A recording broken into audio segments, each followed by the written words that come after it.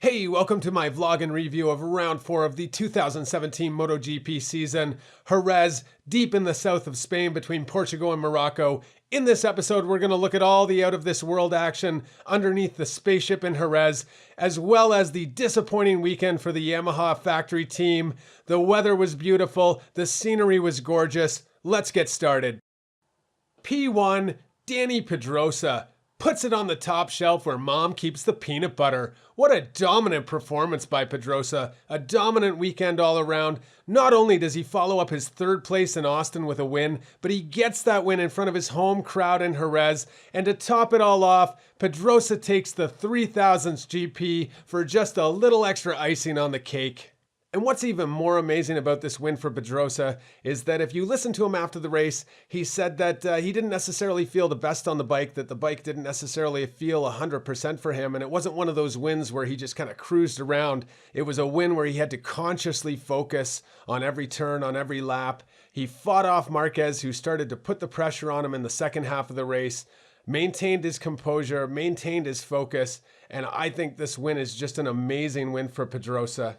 I've said a number of times I'd love to see Pedrosa back up fighting for the championship, and with this win, Danny Pedrosa puts himself right back, dead smack in the middle of the competition.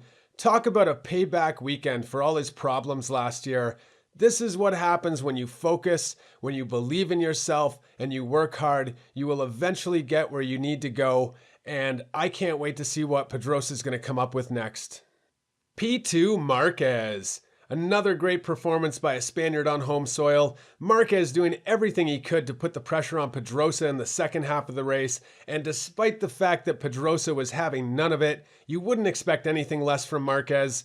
And Marquez also getting tangled up with Zarco for a few laps. There's been a little bit of comparison between the two of them over the last week or so about how they both seem to manage to come up onto these big MotoGP bikes and just take to them right away. I'd say that, I think there's a little bit of truth to that comparison. Zarco really has put on a show in his first 4 races. That being said, he's got a little bit of ways to go to get to Marquez's level, a little bit more of himself to prove. But because of their battle on the track, Marquez was asked about Zarco in the post-race press conference, as was Pedrosa and Lorenzo. And what Marquez said was interesting. He said that if you thought back to when he came into the MotoGP, how he was super aggressive and he was always on the limit and always pushing hard. And Marquez kind of saying on the one hand that Zarco maybe needed to calm down a little bit, sort of like Rossi was saying. But on the other hand, Marquez was saying that him pushing so hard is the best way to learn how to ride these bikes.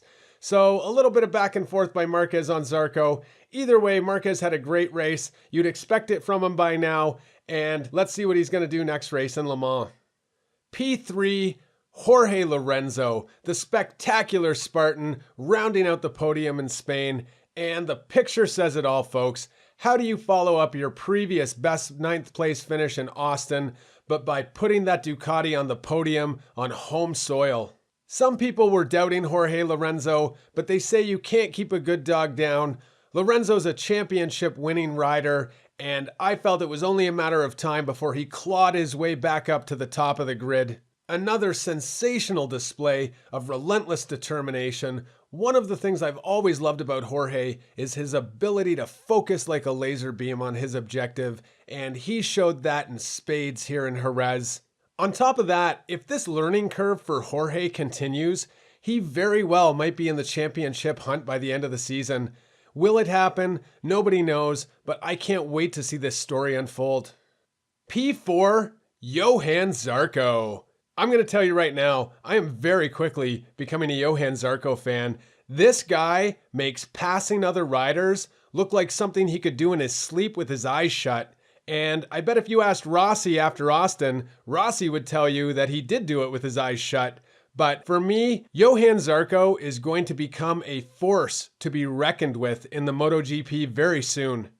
Zarco's teammate Folger also putting on a great display in 8th place in Jerez. I'll tell you, Tech 3 really nailed it this year with Johanas Zarco and Jonas Folger, or the Johannes brothers as I like to call them.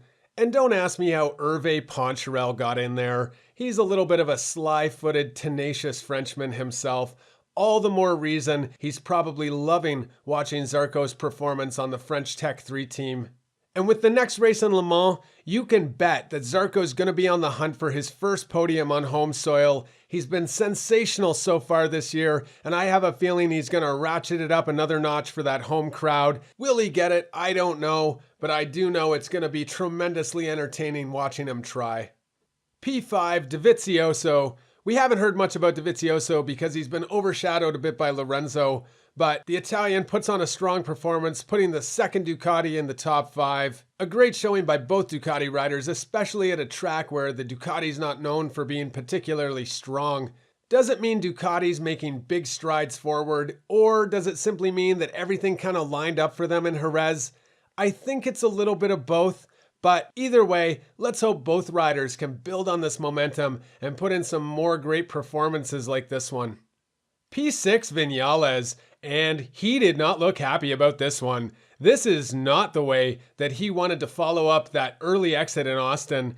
Even more frustrating is the fact that going into this race, everybody sort of assumed that the Yamaha was going to be the favorite given their strong performances here in the past. And to be fair to both Yamaha riders, this is the second race this year out of only 4 races where it looked like over the course of the weekend that the Tech 3 team on the 2016 M1 Yamaha actually looked as strong or stronger at points than the factory team.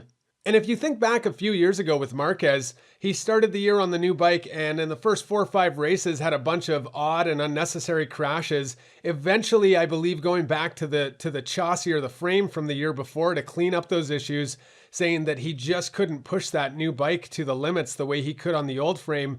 And it seems like Yamaha might be in a similar position with the changes they've made to the new 2017 Yamaha, along with the changes that Michelin has made to the tires, including the slight camber change on the front tire.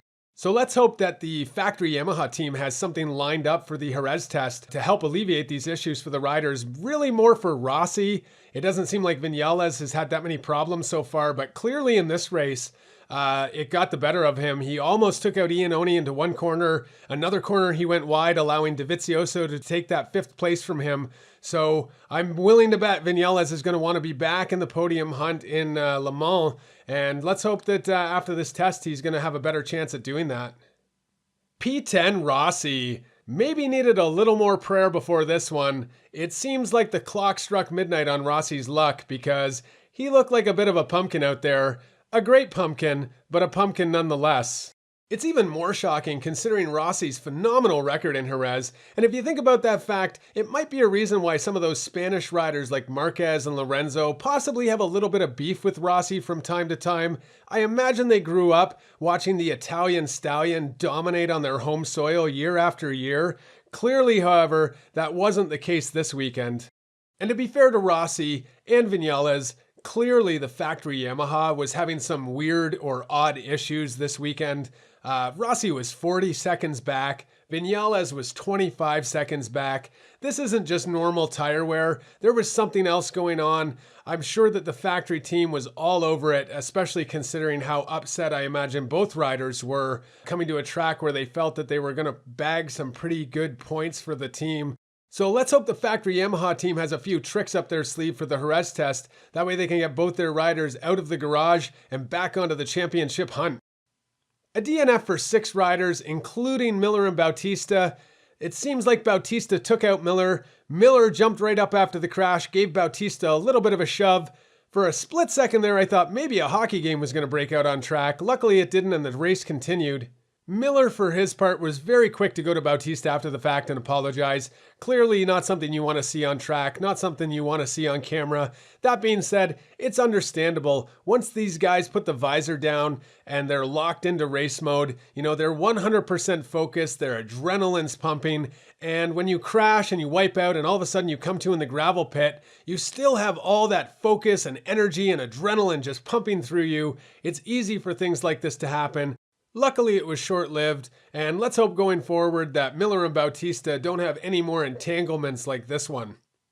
So that wraps up my review of round 4 of the 2017 MotoGP season. The 3 amigos take the stage in Spain, but it's Danny Pedrosa who steals the show.